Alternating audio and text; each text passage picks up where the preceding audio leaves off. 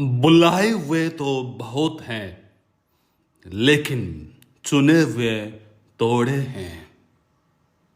संत मत्ती का सुसमाचार अध्याय 22 पद संख्या 14।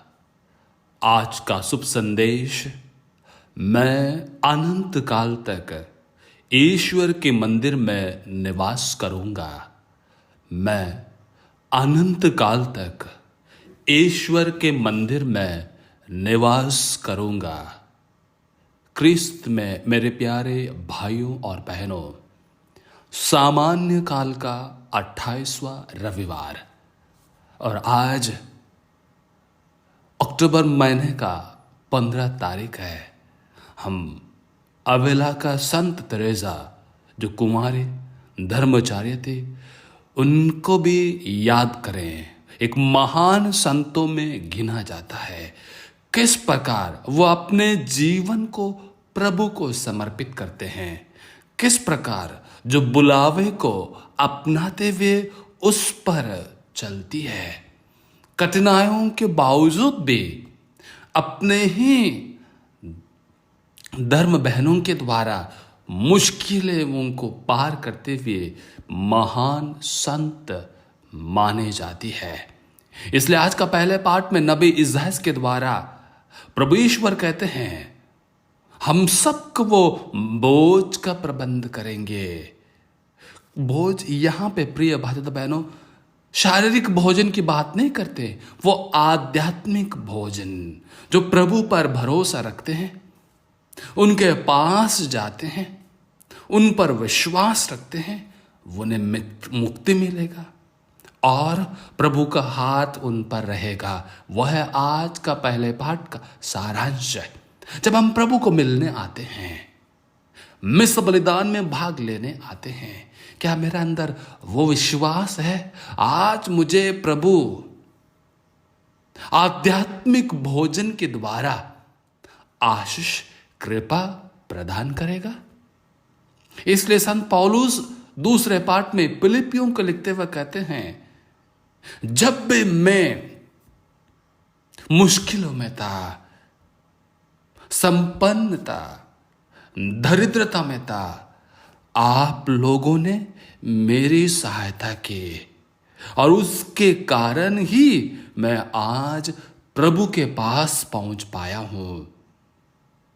मेरा ईश्वर आप लोगों को यीशु मसीह के द्वारा महिमान्वित कर उद्धार पूर्वक आवश्यकताओं को पूरा करेगा।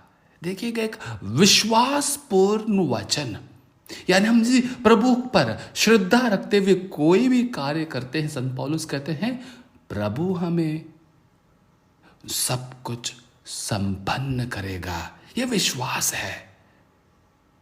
सुसमाचार में विवाह बोझ के दृष्टांत के द्वारा प्रभु यह समझाना चाहते हैं, प्रभु अपने आशीषों के लिए, बरकतों के लिए, नए जीवन के लिए सबको बुलावा देते हैं, सबको जो भी चाहे।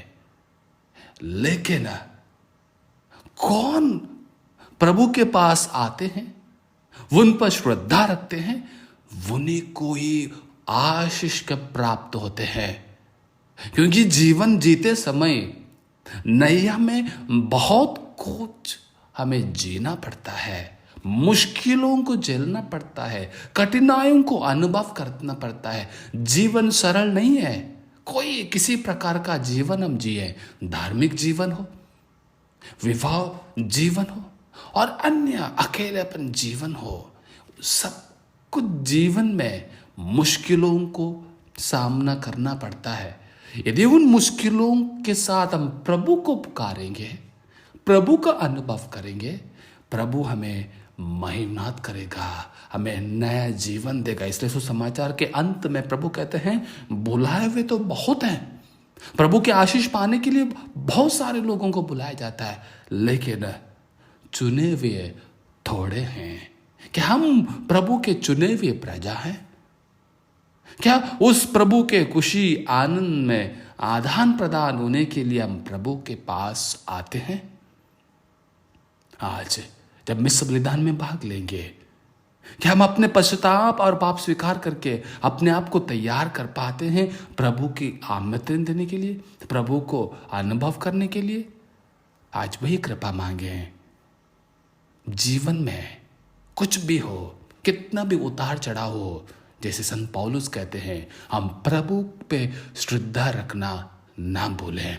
प्रभु, क्योंकि वही शक्तिशाली, वही हमें महिमान करेगा। हम कितने बार गिरजाघर जाते होंगे, कितने दुआ प्रार्थना करते होंगे, हमारे मन में क्या है, क्यों जाते हैं, क्या प्रश्न उठता है, आशंका आती है, प्रभु के पास जाइएगा, प्रभु से पूछिएगा और प्रभु आपको उत्तर देगा। आमीन।